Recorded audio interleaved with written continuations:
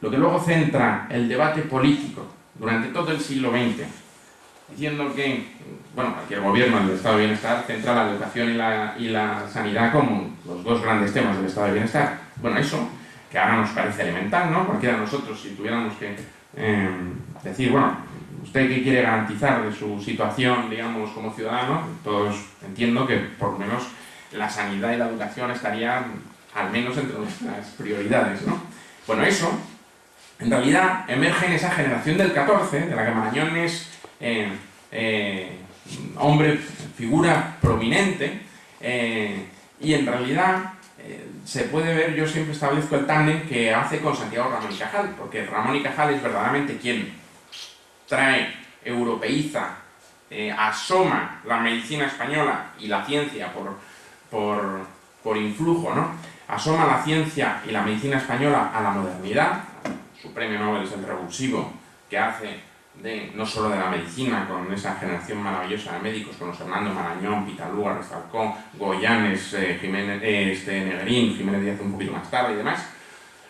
Bueno, no solo medicina, ese influjo de Cajal, también todas las ramas, digamos, científicas, experimentales o técnicas, como puede ser ingeniería, Leonardo Torres Quevedo, biología, el entomólogo Ignacio Bolívar, física, Blas Cabrera, química, Enrique Mores, todo eso responde al influjo, digamos, la causa última está en Santiago Ramón y Cajal. Si Ramón y Cajal es eso para la ciencia española, Gregorio Marañón es a la medicina, digamos, el motor propulsor de la medicina como preocupación nacional. Y ahí las URDES tienen un papel absolutamente esencial. Porque, bueno, como ha quedado escrito, efectivamente, había voz y cretinismo por todo el país, pero las URDES, a través de todos esos escritos que ha revisado también el profesor Muñoz, eran el oprobio nacional. Los viajeros franceses e ingleses del siglo XIX creían que era un espanto, que había monstruos que habitaban en las montañas esas prácticamente inaccesibles. Bueno, los relatos que se encuentra uno que luego, además, nutrieron la leyenda negra de manera sustantiva, son verdaderamente estremecedores, ¿no? Es verdad que igual podían ser utilizados políticamente para alimentar esa leyenda negra, ¿no? Pero lo cierto es que el tisis, paludismo, cretinismo, bocio, hambre, era un espectáculo desolador. Era una cosa, ya insisto, la expresión que él asume de Unamuno es el oprobio nacional. Y también conceptualmente eso es relevante porque si esa generación del 14, cuyo ideal es europeizar España, lo que quiere es traer a España esa vanguardia europea, España como variable europea, obviamente lo que se vivía en las URDES no es Europa. Y por tanto, cogen esa idea de las URDES como emblema del lugar más depauperizado del territorio nacional, como, bueno, nosotros queremos hacer una España moderna, educada, culta, que es lo que has reflejado tú también de las escuelas. Por tanto, este es el primer lugar a donde hay que ir, ¿no? Y ahí Marañón, que ya era médico de la familia real desde hacía un lustro prácticamente, tengo registrado que desde 1917 atiende a la infanta Eulalia, pues, y él además es de aspiraciones, como ya relataré, bastante, vamos, claramente socialistas, liberales socialistas, yo creo que como buen médico psicólogo que era, si se me permite la expresión, se llevó al rey al huerto, o sea, que tenía, digamos, entrada corriente en el Palacio Real, porque atendía a la familia real, almorzaría no, afirmo, almorzó, porque tenemos una carta que lo refleja, con el rey, y en ese almuerzo le convenció de que tenía que ir a las URDES. Yo supongo, dado el perfil de Alfonso XIII, que le iría por la vanidad, ¿no? Le diría, oye, usted se va a dar aquí un baño de masas y tiene que ir, que allí adoran y tal. Y el otro cogiba.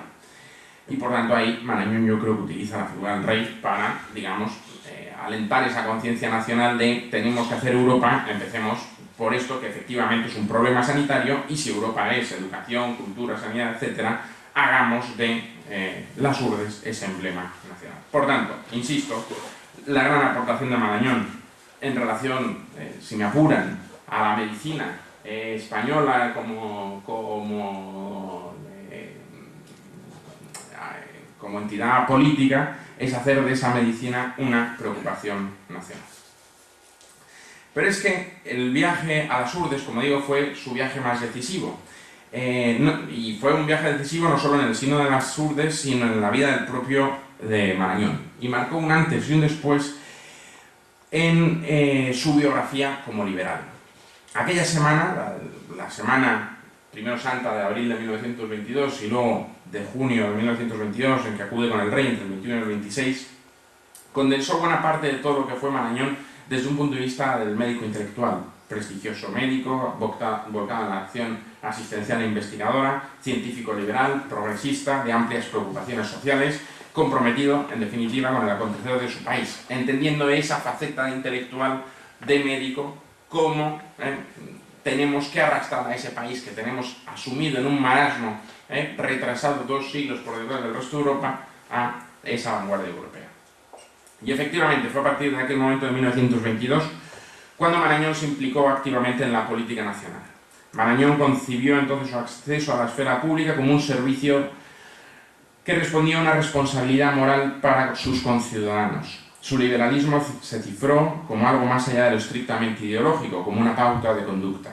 Imbuido de humanismo, influido por su propia concepción de la medicina, porque si no se entiende bien ese liberalismo, para él ser liberal era, como escribió en Españoles fuera de España, un compromiso con la libertad. El sueño de la libertad, y cito, es imprescindible para el bienestar, porque está unido al instinto de vivir. Se ama la libertad como se ama y necesita el aire, el pan y el amor. Entonces explicó que el liberalismo implicaba primero estar dispuesto a entenderse con el que piensa de otro modo y segundo no admitir jamás que el fin justifica los medios, sino que por el contrario son los medios los que justifican el fin. Pues bien, el compromiso con la libertad de Marañón recorrió el periodo más turbulento de la historia de España, la dictadura de Primo de Rivera, la Segunda República, la Guerra Civil y la dictadura franquista. Si con Primo de Rivera eran Unamuno y Marañón los dos únicos intelectuales que desde el principio se dieron cuenta que no todo vale, que no se podía romper el régimen parlamentario liberal, como algunos intelectuales sí admitieron, incluso la vertiente socialista largo caballerista vinculada a la UGT, que colaboró con la dictadura de Primo de Rivera. Como digo, Unamuno y Marañón, Marañón y Unamuno son los dos únicos intelectuales de esa primera fila que dicen no todo vale, no se puede romper el sistema parlamentario liberal. Los otros intelectuales ven en Primo de Rivera ese cirujano de hierro que Joaquín Costa había reclamado en 1902. Combate con todas sus fuerzas al directorio. Desde luego es conocido lo del Ateneo, es conocido que es destituido como director del Hospital de Enfermedades Infecciosas o del Rey, según la época histórica. Le hace la vida imposible Martínez Anido en el patronato de las Urdes, al que deja de asistir porque no permite que llegue la quinina a los médicos para paliar el paludismo. Y por tanto, aquello termina con Unamuno en el destierro y Marañón en la cárcel, ¿no? Recordarán ustedes, y no insisto sobre ello porque es un episodio bien conocido, que durante la República, con Ortega y Pérez de Ayala, padrinas agrupación al servicio de la República, que entienden, y vuelvo a insistir sobre esto, esa república reformista y liberal como una república que tiene como fundamento y como fin esencial la justicia social, la educación, la cultura y la ciencia. Por eso no acepta nombramientos políticos. Las dos veces que le ofrecen formar gobierno y al comenzar la República, cuando le ofrecen ser presidente de la República, él rechaza esos nombramientos porque dice no, mi lugar está en el laboratorio, en la cátedra y demás. Yo intervengo en la esfera pública, doy mi opinión para ayudar, que es nuestra obligación de intelectuales, a que el país haga el recorrido que tiene que hacer, pero el laboratorio, la clínica.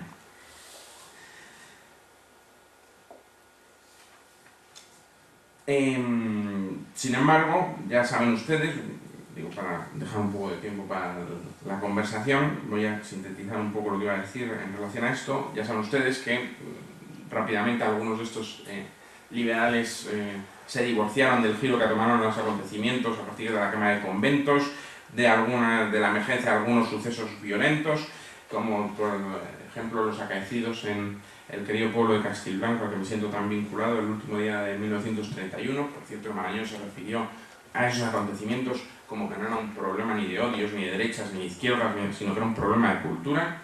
Así lo dejó escrito en El Sol 3 días más tarde, y dice que no se tiren esto a la cabeza a los políticos porque esto es un problema de cultura, no es un problema de nada más. Cito, no es un problema político, ni siquiera de cultura elemental, sino de educación en su alto y noble sentido. En una coyuntura económica algo más que complicada, donde se hacía evidente el apogeo de las masas, donde la exaltación nacionalista empezaba a adueñarse de toda Europa, Italia, Mussolini, la Alemania nazi, Portugal salazarista, etc., Marañón se da cuenta de que están asistiendo al naufragio del liberalismo, ¿no?, como político. Y entonces reivindica ese liberalismo como una opción personal. Llegada ese momento dramático de julio de 1936, él considera que la inestabilidad política y social se debe a la inmadurez pasajera del régimen de 1931, refleja esas declaraciones que le hacen en la prensa, aparte de un proverbial optimismo, su convicción pedagógica y clínica de que mostrar constante esperanza ante la evolución de los acontecimientos favorecía el mejor desarrollo de los mismos, es decir, no, ni más ni menos que la aplicación de esa medicina psicosomática a la realidad sociopolítica. Y ahí hay cartas que dedica a Baroja, a Ortega, y dicen: estáis locos si decís que esto va a una guerra civil, a una confrontación, eso no ayuda en nada a sanar a este enfermo. O sea, esto, lo que hay que decir es que todo va muy bien y ya, en fin, ya mejorará por su propia naturaleza, porque esta revolución, este régimen reformista, es lo que el país necesita, ¿no? En esos últimos meses de 1936 realiza constantes llamamientos a la responsabilidad, a la comprensión, al respeto a la normalidad democrática, a la concordia civil, etc. Marañón, pese al constante deterioro del orden público, siempre confía en reconducir y estabilizar la situación para llevar a cabo el proyecto reformista que había impulsado. Pero, como saben, esa España no fue posible. El 13 de julio de 1936 se asesinó a José Calvo Sotelo, líder de la oposición monárquica.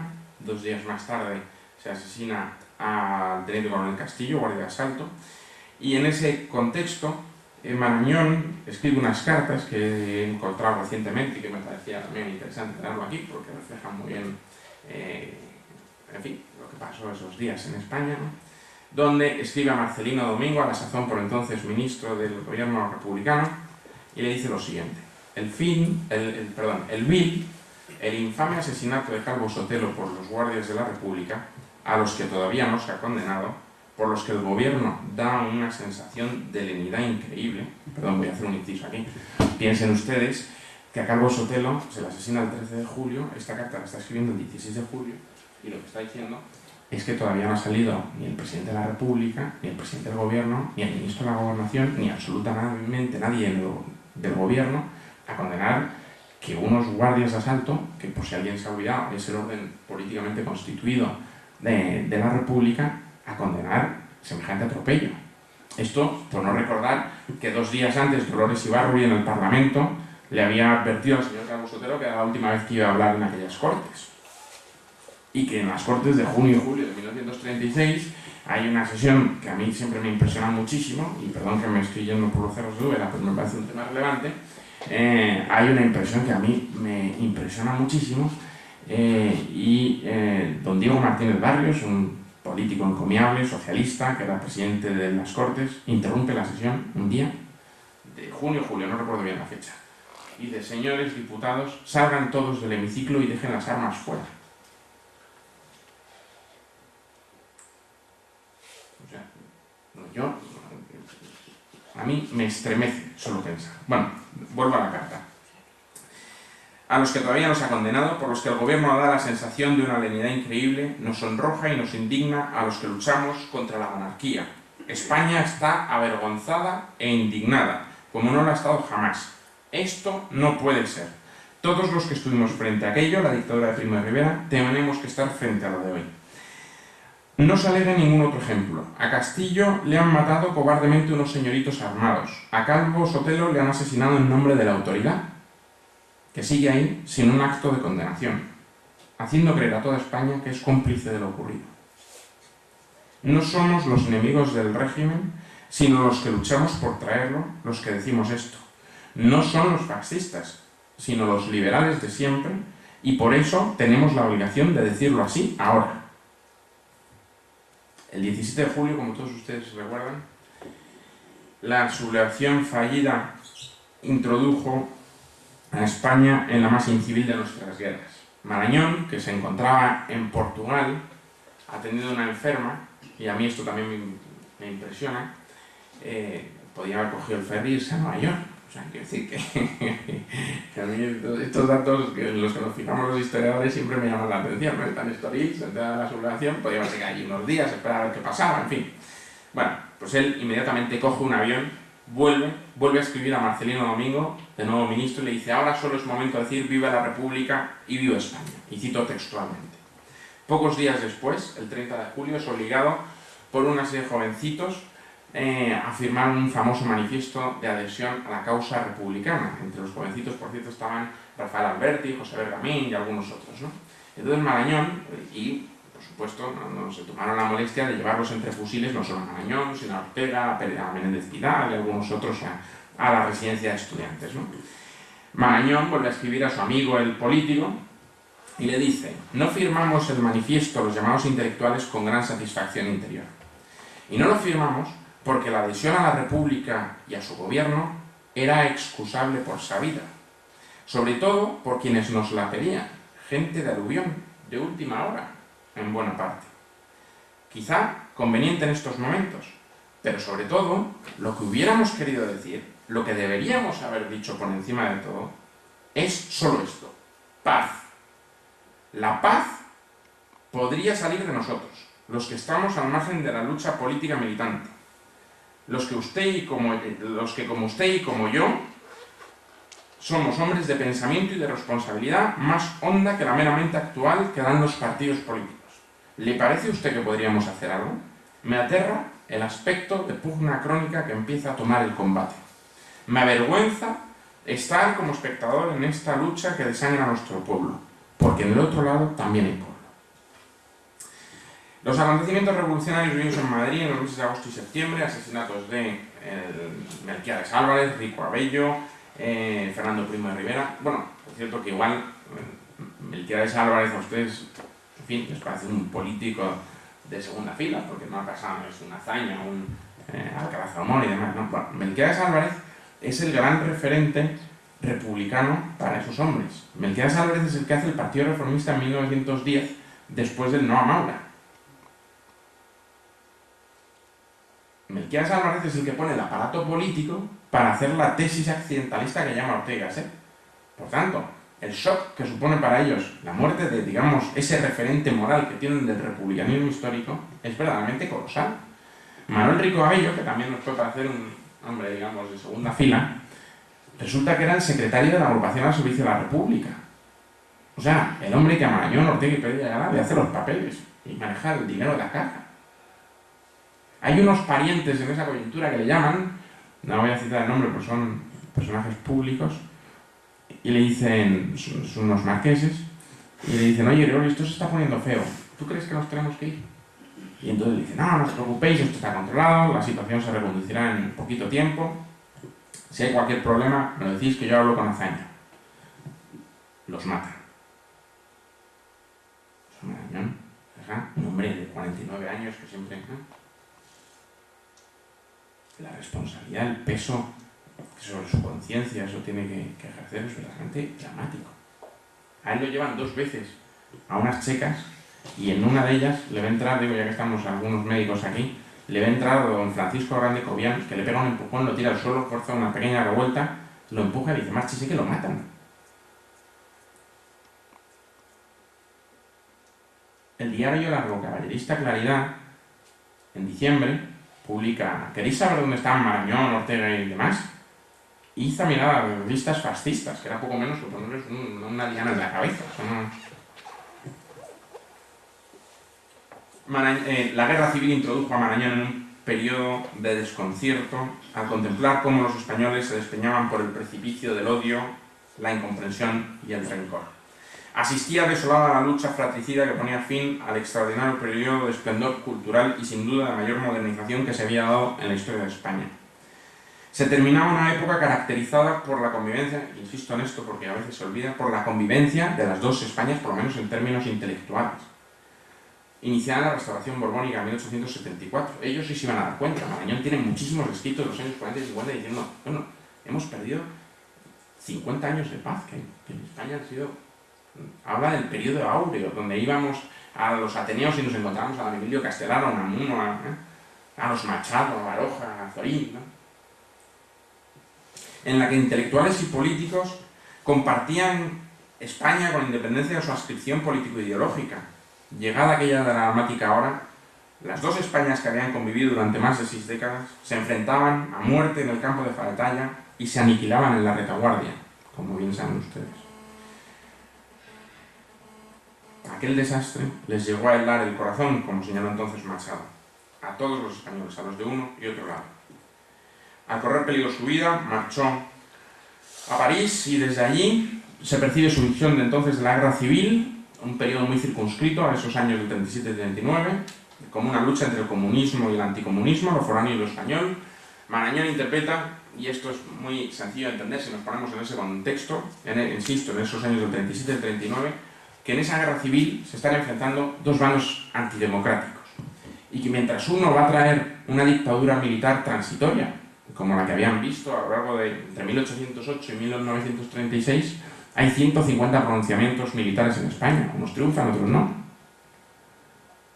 Pero es el militarismo español, las asonadas famosas, es piedra corriente en la política española.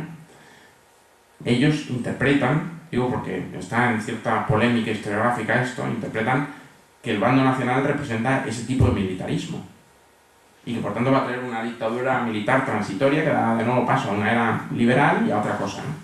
Y como consecuencia de lo que él ha vivido en Madrid, piensa que el gobierno republicano está fagocitado por el sovietismo. Y por tanto eso va a ser una dictadura comunista permanente.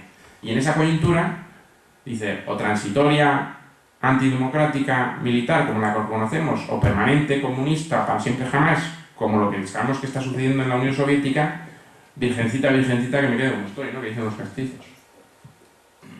Y es ahí donde se entiende por qué apoya el bando nacional y solo durante esos dos años del 37 al 39. Obviamente el error de minimizar el peligro fascista fue verdaderamente colosal, ¿no? El ilustre político republicano Fernando Varela, que fue luego jefe del gobierno de la República en el exilio, describió así este trance de Marañón. Durante los meses que coincidimos en París, en los primeros tiempos de la ocupación alemana, porque ya habían llegado los nazis, ambos desterrados, yo además perseguido, pude comprobar su alto sentido humano y liberal. Él no había hecho la guerra con los republicanos, no se solidarizaba con sus heroísmos ni sus crueldades, pero sí con sus desventuras, y siempre hizo cuando estuvo a su alcance para remediarlas. Y recuerda ahí cómo sacó de campos de concentración a gente tampoco sospechosa de derechistas como Cipriano Rivas Serif, secretario y amigo personal de Azaña, ¿no? La crisis de los sistemas democráticos introdujo a Marañón en un profundo pesimismo y ante el horror que se estaba asistiendo, sus profundas convicciones humanistas le llevaron a prestar ayuda a todos los que acudieron a su intercesión. Por su talante personal ha sido integrada en la conocida como Tercera España, entendida esta como la que se siente divorciada de los acontecimientos.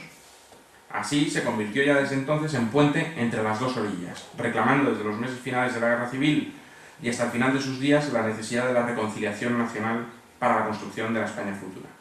En el otoño del 42 Marañón regresa a España. Entonces todavía no se había producido el giro que supuso para la Guerra Civil, para la Guerra Mundial, la batalla de Stalingrado, porque es en el invierno de 1942, y la tesitura que se le presenta a él es o la España franquista, o la Europa fascista, o la América exiliada. En esa tesitura deciden estar al lado de su familia. Fernando Varela describe así su reingreso a España, el político republicano. Reintegrado a España, se reincorporó a la vida social, universitaria y académica, pero se mantuvo discretamente al margen del régimen, aprovechando los resquicios de libertad que a él se le toleraban en razón de su renombre internacional, para proclamar sus ideas liberales, protestar de persecuciones arbitrarias y trabajar por la reconciliación nacional y la concordia de los españoles. Nunca negó a los exiliados, ni individual ni colectivamente, la amistad y el respeto. Su vuelta no fue sencilla, un tribunal militar lo tuvo embargado su cigarral hasta el 47, tampoco se le permitió retomar su cátedra hasta el 47. En la España nacional católica, Marañón optó por un liberalismo posibilista, reivindicando siempre la libertad como valor humano esencial, el respeto y tolerancia a las ideas de los demás, y derivado de todo ello, la españolidad del exilio frente al discurso del anti-España elaborado por el régimen de Franco. Como señaló en Españoles fuera de España, y los Emirados de ahora están amasando otras olas futuras de la historia de España, olas de paz, no las que nacen de esta pasión inútil de la revancha. Voy a, para terminar y dar el paso a un coloquio, por si quieren hablar de estos temas o de los que ustedes quieran, simplemente recordaré que dos cosas. Ha habido cierto, digo por decir tema de cierto debate, ha habido cierta visión de España como, de España, de Marañón, como condescendiente con el franquismo.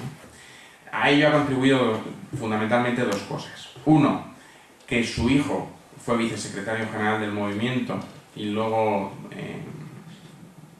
presidente del Instituto de Cultura Hispánica y embajador de Franco en Argentina, que era una embajada muy importante porque había buena parte del exilio allí. Y dos, que aceptan en el 58 la presidencia del Centro de Investigaciones Biológicas, ¿no? A una inauguración a la que va Franco, que por cierto es el único encuentro que tiene con Franco después de la Guerra Civil. Bueno, en relación a lo primero hay que decir, y esto lo enseñamos en primero de historia, según entran los alumnos en la clase, lo primero que decimos es, bueno, ustedes historiadores, no se olviden de que uno no es responsable de lo que pueden hacer sus padres o sus hijos, y por tanto, cada uno es responsable de las decisiones que toma uno en persona. Parece elemental, pero a veces, sobre todo cuando hacemos miradas al pasado, se tiende a olvidar. En este sentido, además, conviene también recordar, digo, por también don Gregorio Marañón Moya, que por consideración a su padre, según puso un pie en España y hasta que se murió, no aceptó un cargo político. Gregorio Marañón Moya es vicesecretario del movimiento hasta 1942, pone un pie su padre en España y cesa en el cargo, y es presidente del Instituto de Cultura Hispánica desde 1962, 2 años después de la muerte de su padre. Y por tanto, en fin, a mí me parece un detalle, ¿no? En relación a lo del Centro de Investigaciones Biológicas, Marañón siempre sostuvo, desde 1909, y bueno, aquí ha habido una buena prueba de ello, que el compromiso de los intelectuales y el sustrato fundamental de la nación española debe ser la educación, la ciencia, la cultura. Cuando Alvareda le ofrece la presidencia de ese centro de investigaciones biológicas, él debate con los intelectuales en el exilio, con los que siguen carteándose, pues la amistad no cejó nunca, sobre si aceptarlo o no, ¿no? Y entonces al final la conclusión a la que llega es, mira, los políticos son contingencia y la ciencia es permanente, aceptemos.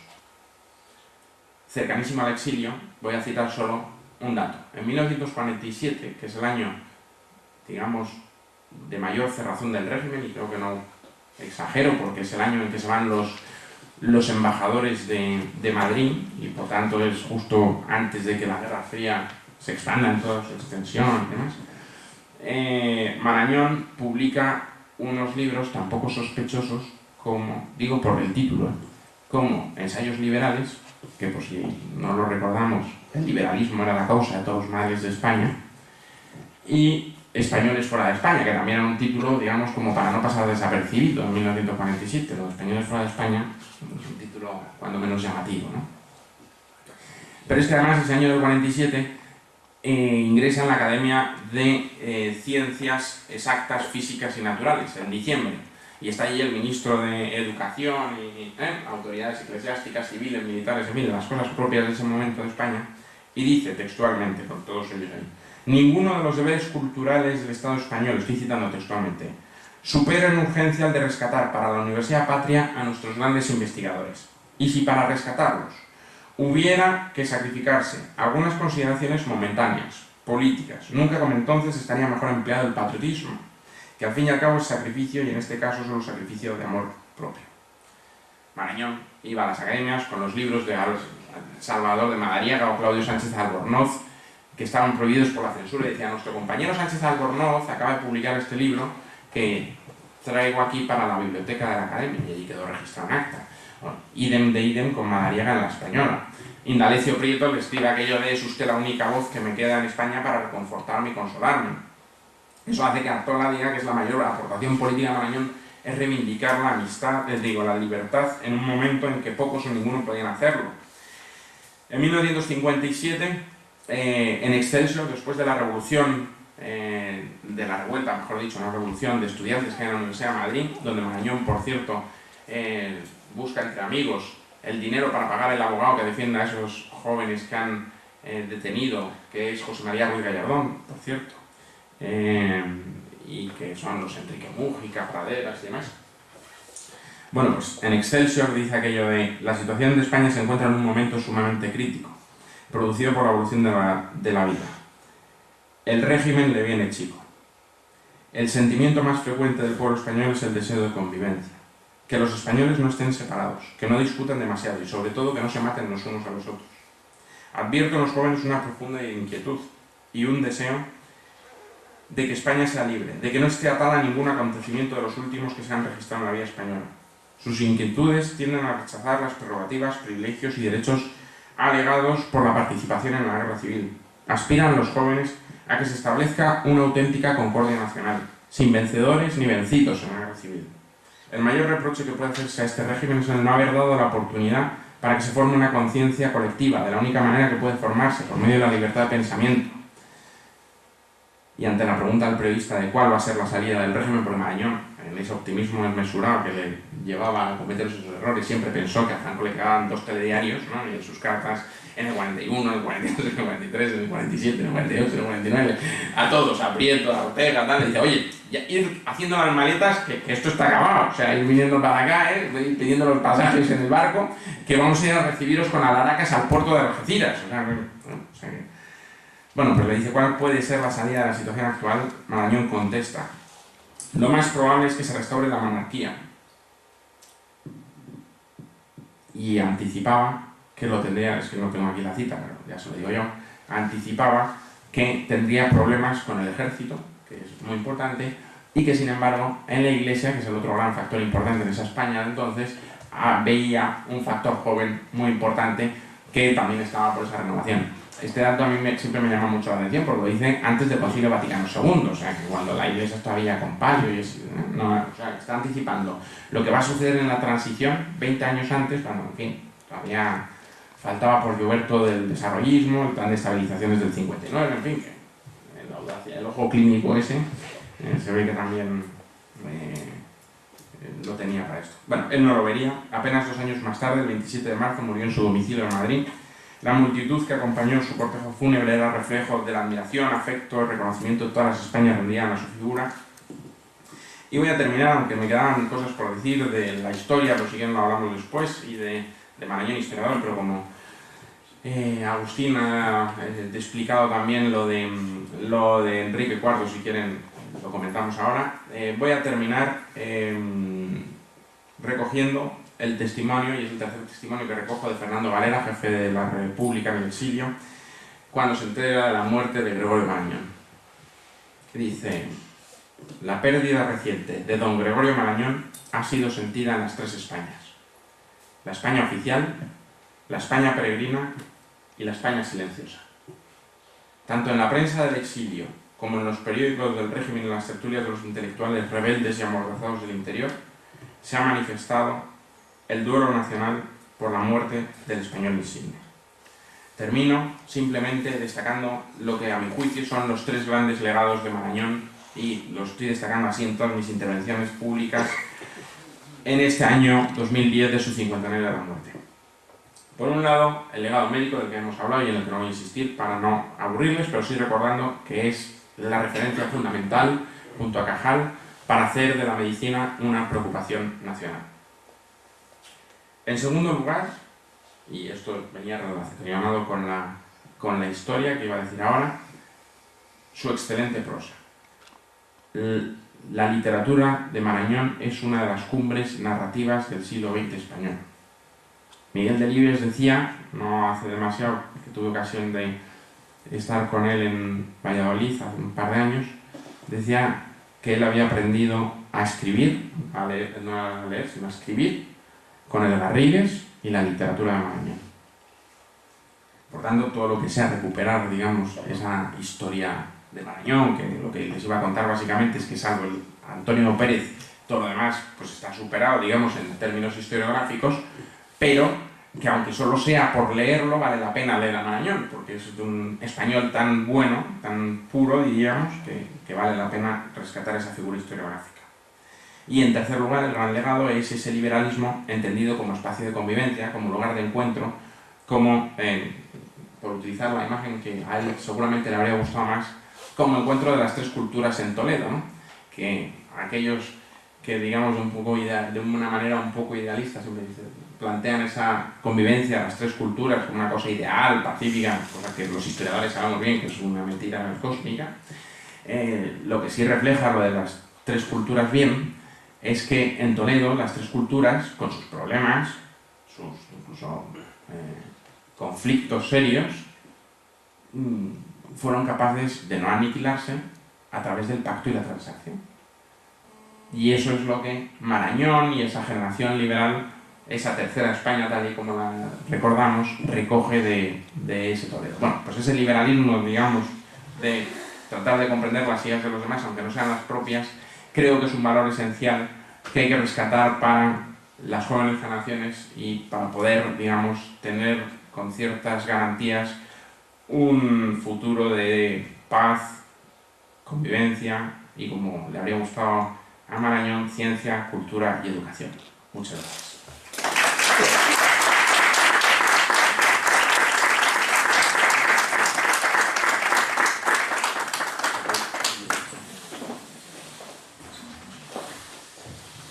Bien, tenemos unos minutillos por si alguien de ustedes quiere hacer alguna pregunta o algún comentario. Sí. Yo recuerdo leyendo ensayos de Marañón que hablaba de los efectos nocivos de la práctica deportiva en la juventud y lo mal que le hacía.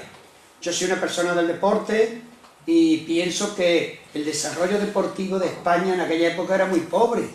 Pienso yo que se refiere, porque no había profesionalismo prácticamente. Es que hablaba del fútbol, él era del fútbol a lo que se refería. ¿Quieres contestar tú o contestar? Bueno, es una muy buena pregunta, la verdad, porque esta es una de las facetas más entretenidas, vamos, que a mí me han divertido de Marañón, y además ahí tiene una polémica con Ortega interesantísima, en Revista Occidente en los años 24, si no recuerdo mal, en los años 20, si no recuerdo mal, en 1924 él dedica un ensayo que se llama Sexo, Deporte y algo más. Yo me quedé con el sexo y el deporte. Y Ortega le contesta un año más tarde, también en relación a actividades deportistas y amor. Me parece que es un... En fin, ahí tiene una polémica. Y usted mismo ha dado la respuesta. Marañón no criticaba el deporte, digamos, como actividad higiénica, sino lo que criticaba era la dedicación profesional del deporte. ¿Por qué? Porque él entendía, y además esto también tenía una implicación que nos llevaría mucho más lejos desde un punto de vista de la biología sexual, que los jóvenes estaban determinados biológicamente, fundamentalmente los varones para ser trabajadores, para el trabajo, digamos, intelectual, la ciencia y la cultura, que tanto le preocupaba, en tanto que las mujeres, digamos, debían instruirse, pero también biológicamente estaban determinadas a ser madres, ¿no?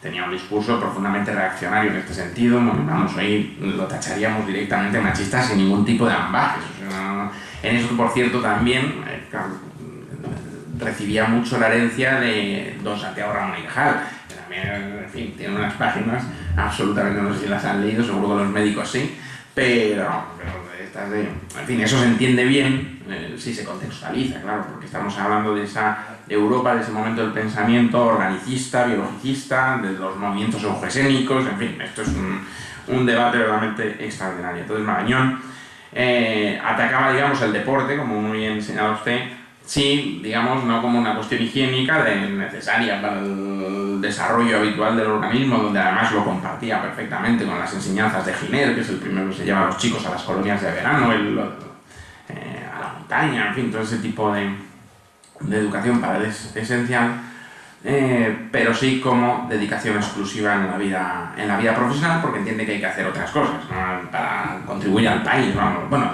se había puesto de los nervios con los 90 y no sé cuántos millones de Cristiano Ronaldo, y eso, bueno, habría echado espuma por la boca, vamos, le habría parecido absolutamente indignante, o sea, cosa que, por cierto, en cierta medida yo comparto. Y bueno, ya por contar también alguna cosa divertida, hay que pensar ahí que para esa generación, la generación del 14, el espectáculo más nacional, como le llaman el Conde de las Navas en 1911, son los toros. Y entonces ellos son taurinos, ¿no? Y hacen capeas, y van a casa de sus amigos de Zuluaga, en Zumaya. Estuve el otro día y me contaban que alguno, porque el gran torero de ese grupo era Juan Belmonte, y me contaban el otro día que pues cuando iban allí echaban arena en la plaza mayor y saltaban alguna vaquilla, y en cierta ocasión alguno de don Juan se le enganchó el zapato entre dos adoquines, le pegó un viaje la vaquilla y lo tiró al suelo, ¿no? Y entonces se levantó. Y dice, vamos hombre, no me matan en las ventas y me va a matar esta vaquilla. Una espada que la voy a matar. Entonces, bueno, eso que es así, tenemos que tener en cuenta también que el fútbol, como usted bien dice, emerge como fenómeno de masas a finales de los años 20. O sea, ya cuando ellos ya son muy maduros, porque aunque el Madrid, el Barça y todo eso se crea en 1900, 1901, 1902, la Liga Nacional de Fútbol tiene su primera edición en 1928. Por cierto que la gana el Barça. Esto es así, pero es historia. Y por tanto, para ellos, los suyos son los toros y el teatro. El cine sonoro, empieza también ahí a finales de los años 20 y a generarse como fenómeno de masas también ahí, ¿no? Y por tanto es otro mundo. En 1954, esa carta que he citado, yo he citado lo político, pero me he centrado un poco en lo político, porque me parece que para la coyuntura que estamos atravesando es lo que estoy tratando de transmitir por los lugares en los que voy, un poquito de por favor, que diría aquel. El fútbol, en 1954, Indalecio Prieto, con el que tiene una correspondencia muy divertida y de una humanidad y de una, en fin, entrañable. La verdad que la correspondencia de Indalecio Prieto a mí me conmueve poderosamente. Bueno, tan es así la amistad que tienen ambos, que cuando se muere Marañón, doña Dolores, el único telegrama que envía es a don Inda. Le dice a uno de sus nietos, vete y pone un telegrama a don Inda que se ha muerto otro papi, que es como llamaban a Marañón en su casa, ¿no? Bueno, lo que iba a contar, en el 54 le escribe una carta muy divertida que no pensaba que me fueran a preguntar sobre el fútbol, pero más o menos la recuerdo de memoria, y le dice aquello de, querido Inda, esto se acaba, lo del fútbol es cosa de otro planeta, los toros no van a llegar a fin de siglo. Dice, y a mí esto me deprime, ¿sabes? Entonces me cuenta que ha habido un tongo, yo no me acuerdo, igual los que sois un poco más mayores, pero por lo visto en ese año 54 hubo un tongo entre un partido entre Italia y Turquía, que, bueno, pues en un partido clasificatorio para una Eurocopa o no sé qué, empataron a uno, ¿no? Y si empataban, se clasificaban los dos y quedaba fuera España. Y entonces aquello fue, obviamente empataron porque esto los italianos siempre lo han hecho muy bien, y España quedó fuera. Era el abuelo de Mourinho. Muy buena pregunta esa. Mira, puedes contestar, a ver, algo que yo creo que tiene mucho interés. Marañón adoraba a Unamuno, mutuamente, pero con Ortega tuvo sus más y sus menos. Tú que has publicado su correspondencia, ¿fue la relación simplemente de respeto de dos potentes talentos? ¿O fue una amistad entendida cada uno con su forma de entenderla? ¿O fueron dos gallos en un corral en el que no cabía? Bueno, no es una pregunta, son muchas.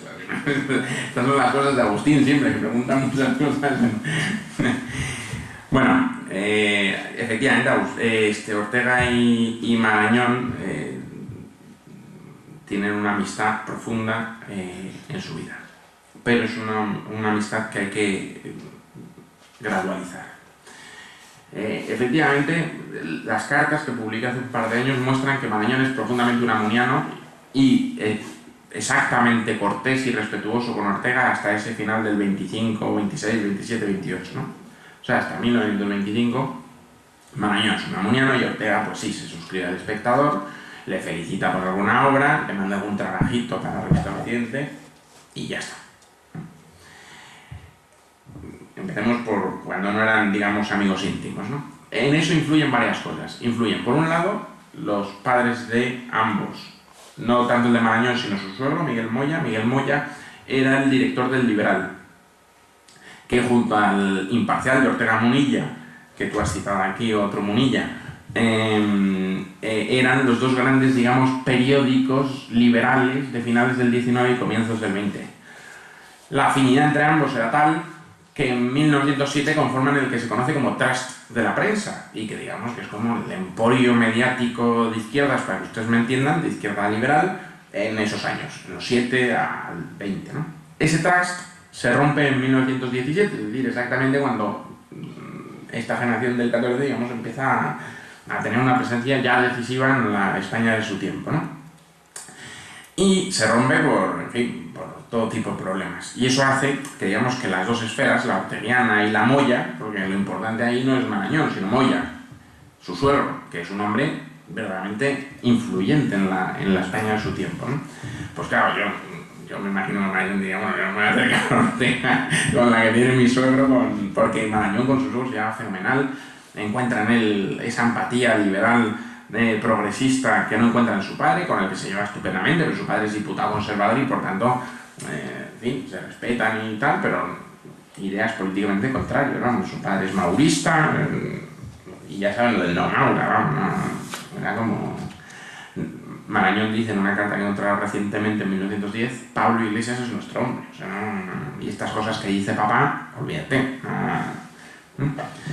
Por tanto, para él, Miguel Moya, cuando se casa con su hija, que por cierto la noticia no se casa Marañón, sino se casa la hija de Miguel Moya, es como, vamos, admiración, afecto y demás.